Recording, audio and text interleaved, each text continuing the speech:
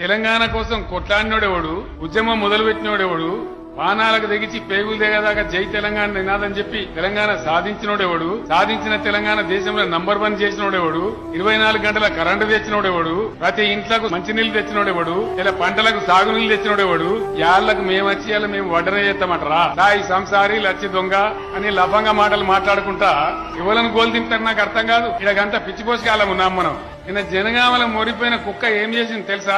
రైఫీలు పట్టుకొని ఎవడరా తెలంగాణ ఉద్యమం చేసేదని కరీంనగర్ మీద పోయిండు. ఆ రోజు నుంచి ఆయన పేరు రైఫీల్ రెడ్డి అనే పెట్టిండు. ఏం పెట్టలే, వాళ్ళే పెట్టిండు. వీళ్ళు వచ్చి అలా మాట్లాడతామంటే సిగ్గు కూడా ఉండాలి కదా కనీసం. నువ్వు ఆంధ్రలో బూట్లు మోసుకుంటా ఉండి ఆ రోజు చంద్రబాబు నాయుడు చెంచాగిరి చేసుకుంటా ఉండి తెలంగాణ ఉద్యమకారులను వాళ్ళందరికీ నాయకత్వం వహించి ఆమరణ దీక్ష పట్టిన కేసీఆర్ ని తిడతా అంటే ఏ మర్యాద అనేది? అది ఇదే కాదు, కేసీఆర్ కి పిండం పెడతా అంటాడు.